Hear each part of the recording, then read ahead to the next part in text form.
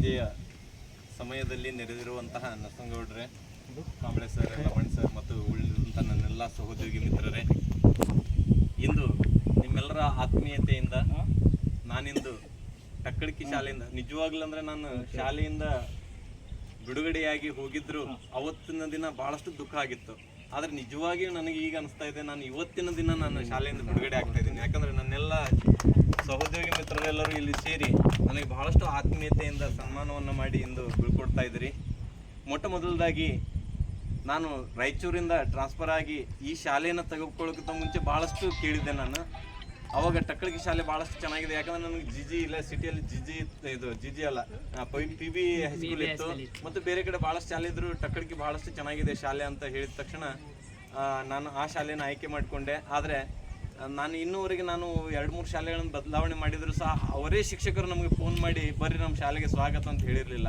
ಆದರೆ ಆ ದಿನ ಬಸರ್ಗಿ ಸರ್, ಇವರು RT Kamble sir, Kumbar sir, Laman sir ಎಲ್ಲರೂ ಇದ್ದು ಅವಾಗ ನನ್ನನ್ನು ಭಾಳಷ್ಟು ಆತ್ಮೀಯತೆಯಿಂದ ಬರಮಾಡಿಕೊಂಡ್ರು. ಮೊಟ್ಟ ಮೊದಲದಾಗಿ ನರಸಂಗೌಡ ಸರ್ ಆವಾಗ ಟ್ರಾನ್ಸ್ಫರ್ ಆಗಿ ಹೋಗಿದ್ದು, ಅಂದರೆ ಬೇರೆ ಕಡೆ ಇದು BRC ಆಗಿ ಕೋಆರ್ಡಿನೇಟರ್ ಆಗಿ ಹೋಗಿದ್ರು. ಆದರೆ ಅವರ ಆಡಳಿತದ ಗಮಲ ಏನಿದೆ ಅಲ್ಲ ಆ ಶಾಲೆಯಲ್ಲಿ ಇನ್ನೂ ಉಳಿದಿತ್ತು. ಆ ಸಮಯದಲ್ಲಿ ಲಮಣ್ ಸರ್ ಅವರು ಹೆಡ್ ಮಾಸ್ಟರ್ ಇದ್ದರು. ನಾನು ಒಬ್ಬನೇ ಬಂದಿದ್ದೆ ಜಾಯ್ನ್ ಆಗೋಕ್ಕೆ. ಮಹೇಶ್ ಬಂದು ನನ್ನನ್ನು ಕರ್ಕೊಂಡು ಬಂದು ಶಾಲೆಯಲ್ಲಿ ಜಾಯ್ನ್ ಆದೆ. ಎಲ್ಲರೂ ಭಾಳಷ್ಟು ಆತ್ಮೀಯತೆಯಿಂದ ಕೂಡಿಕೊಂಡು ನನ್ನನ್ನು ಜಾಯ್ನ್ ಮಾಡಿಕೊಂಡ್ರು.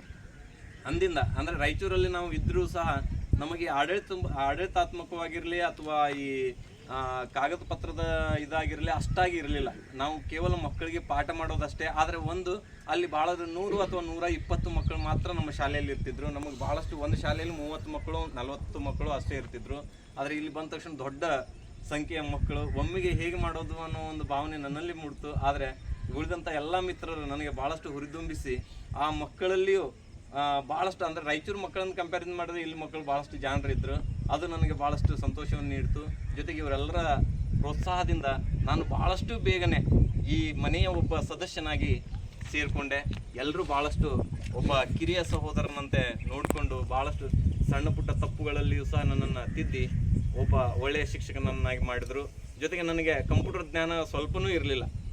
ಆದರೆ ಬಸರ್ಗಿ ಸರು, ಕುಂಬಾರ್ ಸರು, ಕಾಂಬ್ಳೆ ಸರು ಇವರೆಲ್ಲರೂ ಕಂಪ್ಯೂಟರ್ ಜ್ಞಾನ ಬಲ್ಲವರಾಗಿದ್ದರು.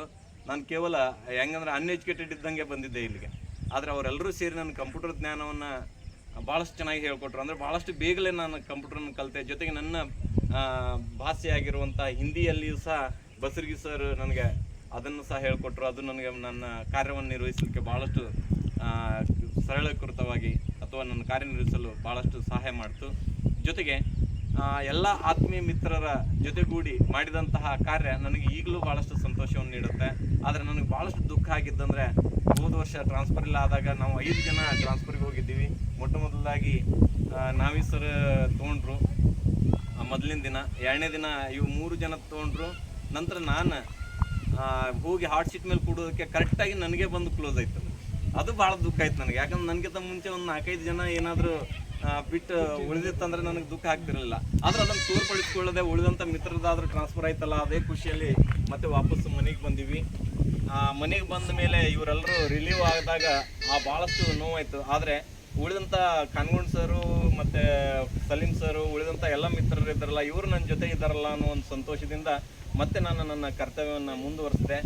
ಆದರೆ ನನ್ನದು ಸಹ ಈ ವರ್ಷ ಟ್ರಾನ್ಸ್ಫರ್ ಆದಾಗಲೂ ಭಾಳಷ್ಟು ದುಃಖ ಆಯಿತು. ತೊಗೊಳ್ಳೋತ್ತಿಗೇನೋ ಖುಷಿ ಇತ್ತು.